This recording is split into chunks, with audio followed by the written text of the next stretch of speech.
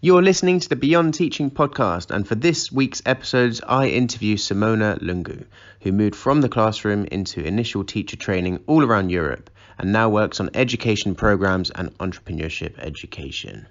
Hi, Rob. Thank you so much for having me on your podcast. It's lovely to be here. My name is Simona Lungu. I'm a 2013 Business and Economics Ambassador, and I taught business and economics in an academy in London.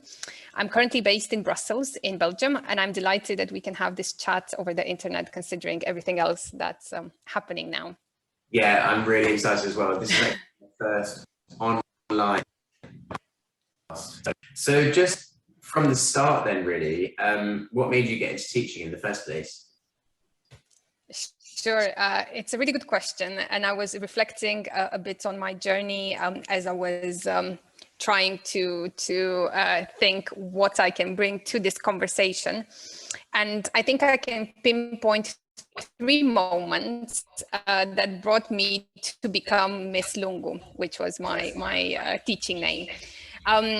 So back to when I was a little girl, my 2 favorite subjects in school when I was a student were English language and mathematics. So I was always dreaming about becoming or teaching one of them, or maybe even teaching maths and English, which I think was even better. And then fast forward, when I was at university in Nottingham in my 3rd year, I had a day off a week, like students have to prepare for their dissertation.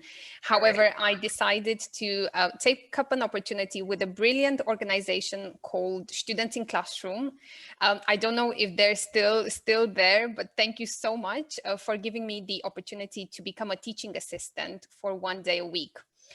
So that was an amazing opportunity, and that was really the first encounter that I had with classrooms in England. And then the 3rd moment was when I moved to London in 2011, so after I graduated. And I would apply to loads of graduate schemes. And I didn't even have a smartphone at the time because I was not employed. So I would take the bus from South London, where I lived, to North London to go to various assessment centers. And I just remember taking the 344 route, and you would just see poverty right next to like very nice neighborhoods, and then poverty again. So being an economist, I kind of started looking into it and then looking at schools' attainment in different postcodes. So that's when I found out about the brilliant work that Teach First is doing, and I decided to apply. So I actually had the first assessment center for 2013, and I got a role, and I was super excited. And actually, I just want to say thank you, Teach First, for having very nice and lovely assessment centers. I mean, we clicked on from the first second. So I'm very, very glad that that I took that step, and I became a teacher in 2013. Oh, that's fantastic. When you did start teaching with First, when you started training, how did you find it? I think a lot of people use the roller coaster analogy to talk about, especially the first 3-6 months of teaching. And that's how I felt. I think maybe even more intense, like an army boot camp, because I had to absorb so much learning of what does it mean to be a teacher, but then at the same time, as you can tell, I'm not English, so it was a complete learning curve, because apart from those days of being in school in Nottingham and being a student teaching assistant, you really don't get involved in a lot of things.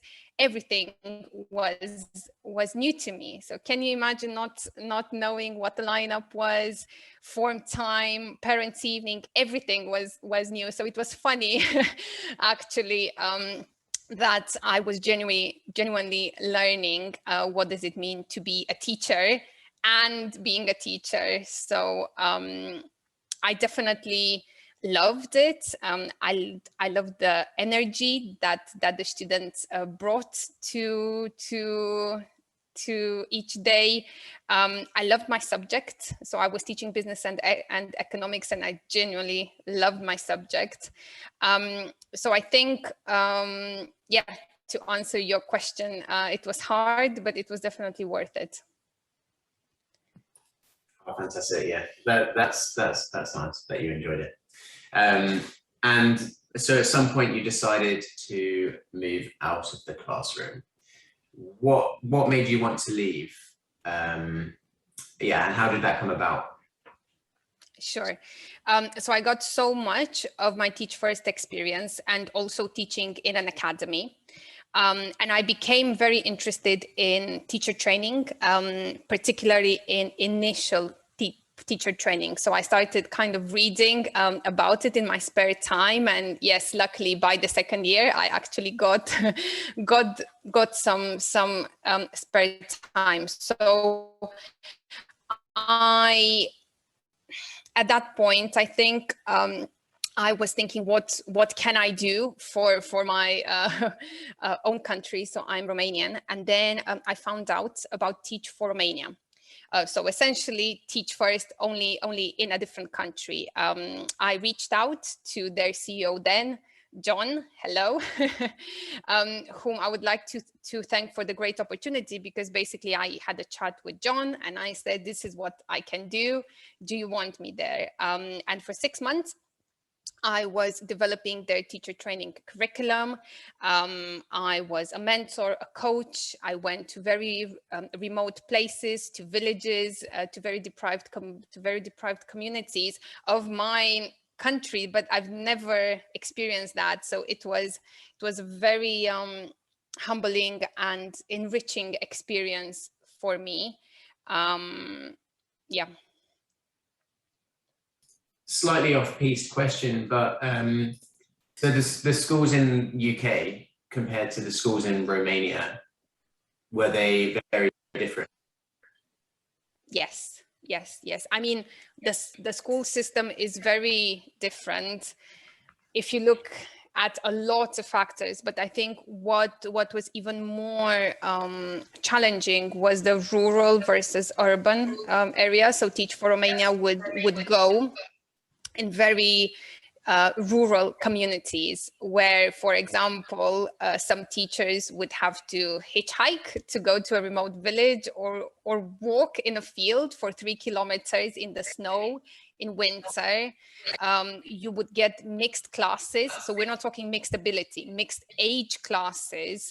You would get a lot of students that drop out of school. So as a teacher, your role is really to make sure that the child finishes school, but also making sure that the child has something to eat in order to finish school. So this is obviously not the same in all situations. This is more the extreme ones. However, Teach for Romania is really going where the need is the greatest. So that's why I said that it was a very humbling experience to see that, and to know that my experience from the UK of assessment for learning, of teacher training, can be of use there. Oh, of course. Yeah. So, and you were supporting those teachers who were having that really hard time, essentially. Could you tell me a little bit more about the kind of experience you had? And maybe a little note on Teach for All and how people could get involved in the Teach for All network. Sure. And that was something that I wanted to mention, because I think it's a great opportunity for the listeners if they want to travel, let's say, outside of the UK, and they want to continue the mission of building a fair education for all. So definitely Teach for All is a global network of 60 independent and locally led partners that have the same mission, essentially to build a fair education for all. I think it started in 2007 when the CEO of Teach First, Brett, and the CEO of Teach for America, Wendy, kind of got together and said, we really need to do something to help the world. So yes, that was my notes on Teach for All. Do you mind repeating the question, please? Yeah. So you traveled around a lot and did teaching here.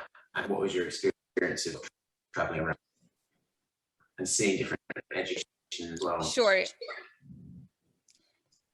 Definitely. I mean, I think I was very curious and I wanted to embrace this diversity. And definitely the Teach for All is one way of doing that. So I mentioned I worked in 2016 with Teach for Romania. And then also I worked in 2019 with Teach for Portugal. And funny note, I do not speak Portuguese. So I do have to actually thank Pedro and Maria from Teach for Portugal for believing in me. It was their first summer institute. So it was an amazing experience where I was essentially mentoring and coaching and delivering training sessions to the first generation of Teach for Portugal teachers. And I do want to make a note that for the ones of you listening from the UK and maybe that have done Teach First, you know that the scale is massive. You know, we're talking, I think in 2013, when I did my program, we were around 1,000. Then it was almost up to 2,000 teachers a year. To put things in perspective, when I was working at Teach for Romania, we were, I think, 30, 40 teachers. So that was the cohort. Now they're up to 50. And then at Teach for Portugal, it was 20. So we are talking a lot more grassroots, a lot more smaller numbers, but definitely the impact that you can make is just amazing. That's amazing. That's really cool. Yeah. So you did that. You moved to education. So how did that come about? Sure. So after Teach for Romania, I came back to the UK. This was September 2016. And I didn't know 100% what I wanted to do. I was very interested in teaching and learning. I was obviously interested in education.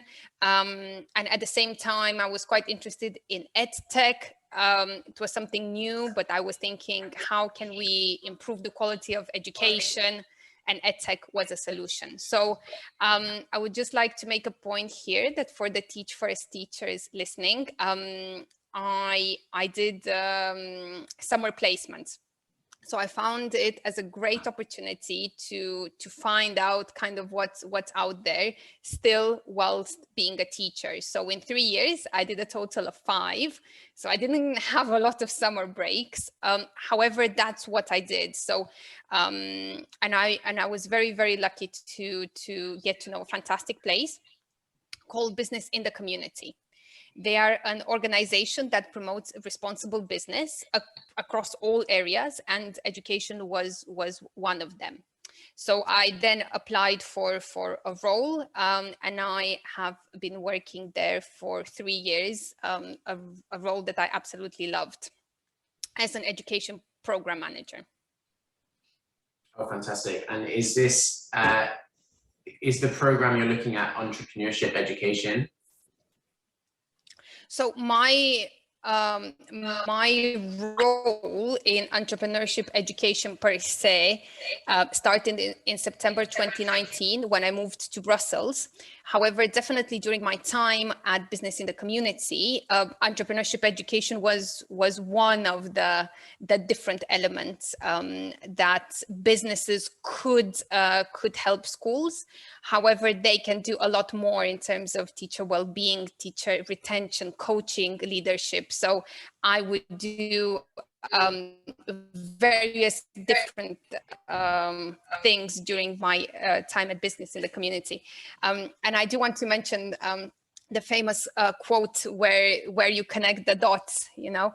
It was January 2019, and I was super excited that I actually got to deliver some training for Teach First teachers, part of the Middle Leaders Career Development Program. So Yes, it was very, very nice. During this time, I do have to say that I was very, very much kind of still involved in the ambassador community in London. So I would go to events, and I really, really valued all the opportunities that being a Teach First alumni gave me.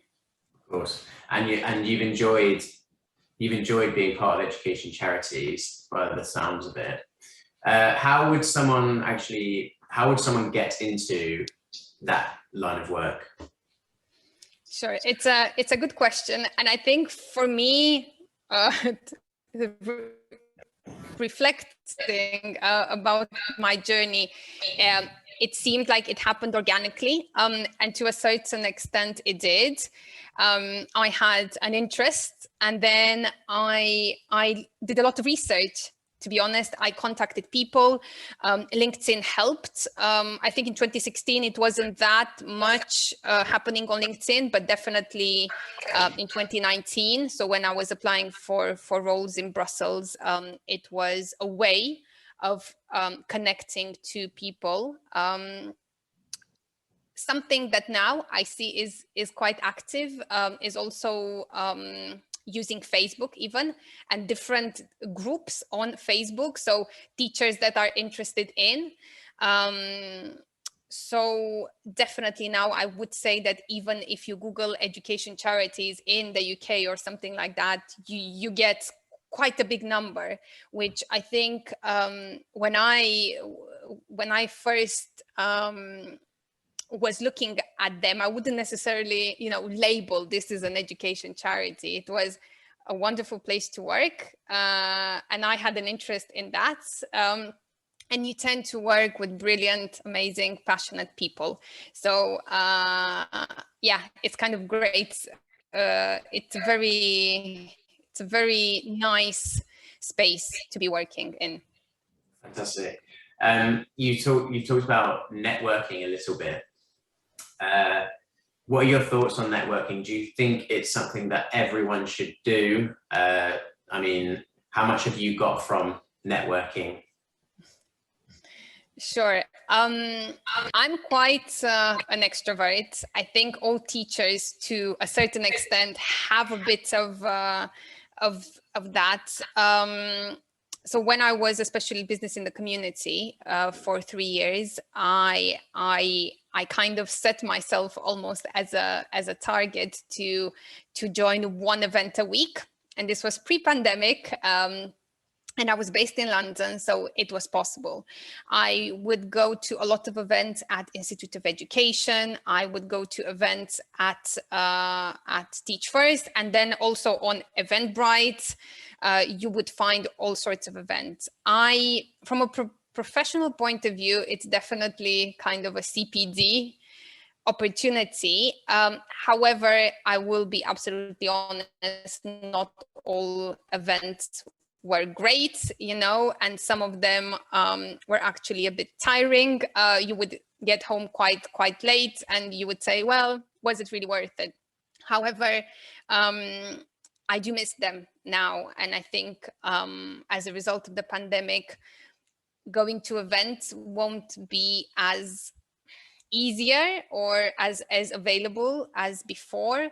And to be absolutely honest, I did attend virtual events, especially conferences, but I did not get the right vibe, and essentially you're still at your desk, you finish your job, and then at 6 o'clock, you kind of go to a Zoom conference, and it's not the same. So to answer your question, I do think that I gained a lot of exposure from networking, and personally, I liked to be connected. I was still reading a lot of, let's say, literature on teacher training, on entrepreneurship education. So for me, it definitely helped.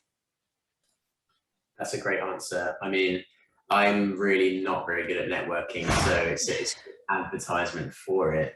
And also just a note on the pandemic, obviously, it's just not been great for anyone, has it really?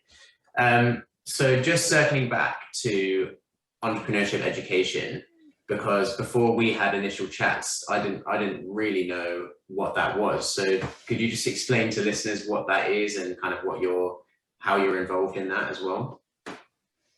Sure. So I mentioned a bit before, but in September 2019, kind of my personal life brought me to Brussels, Belgium, which at that time was only a 2-hour train journey away from London. So it definitely felt a lot closer. And then with the pandemic, you know, things changed a bit. And I'll be absolutely honest, I still wanted here in Brussels to work in education. And I did not speak English, sorry, I did not speak French or Dutch, so I spoke English. And I knew about junior achievement from my research.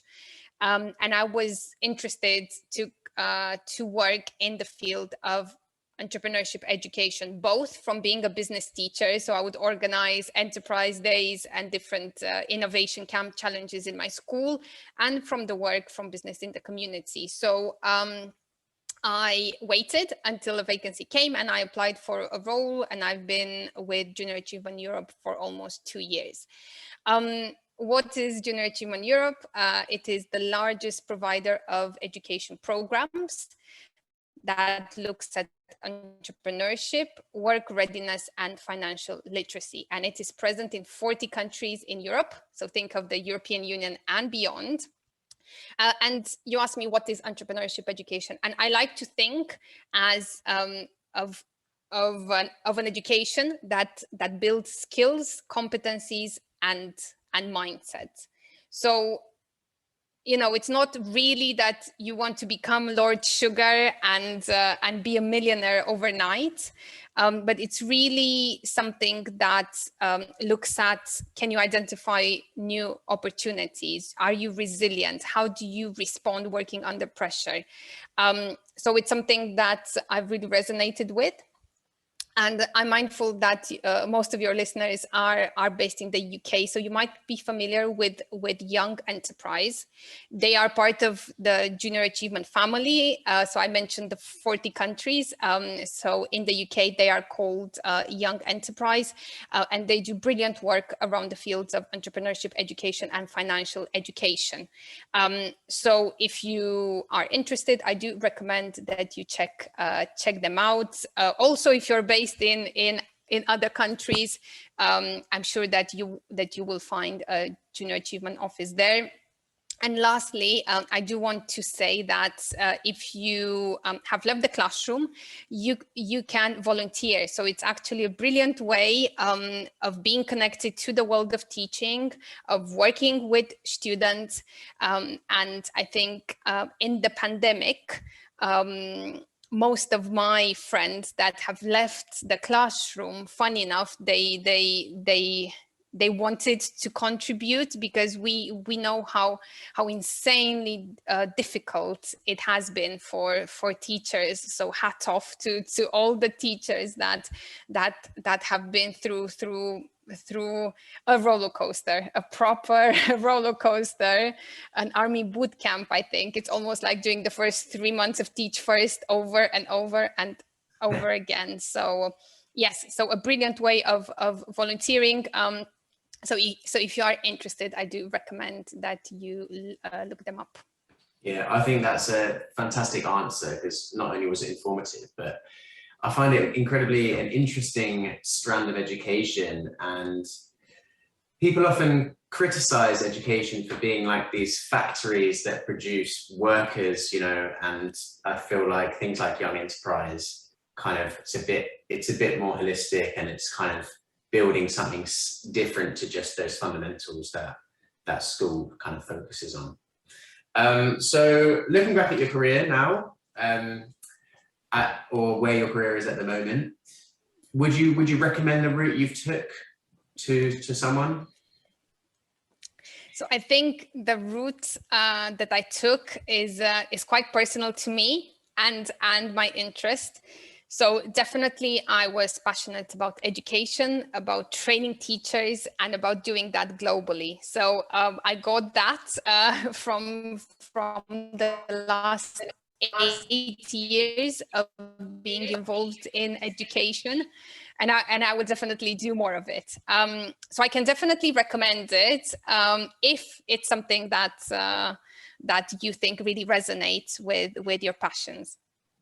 Yeah, fair enough. And then, so just finally, if somebody wanted to kind of get in touch with you, they wanted to know more about any of the work that you've done, or, you know, network with you, where can people find you? Sure. So currently the online version of networking, I would say that the best place to connect is on LinkedIn.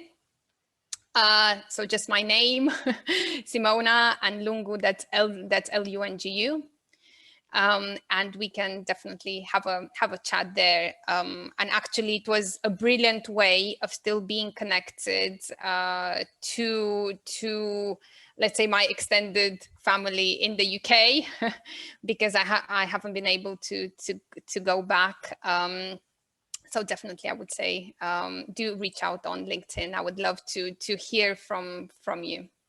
All right, thank you for that, and I'm sure that'll be appreciated. And thanks for being an amazing guest today. Your career has been inspirational and just really informative conversation as well. So thank you from me. And any other thoughts from you? Any other reflections on it? Sure. Thank you, Rob, and thank you for having me here. I just want to finish maybe with the message to your listeners, or to our listeners, that are considering going into teaching and maybe have a different background, or maybe you already, you know, have a career and you're not sure if you want to change that for teaching. My advice is just do it. If you want to make a difference, if you love your subject, if you're passionate about education, you will surely make an impact. I am a strong believer that we can all bring something to the classroom. So yes, it's just a really, really great opportunity, I think, to be someone's teacher. So definitely go for it. All right, fantastic. Thank you very much.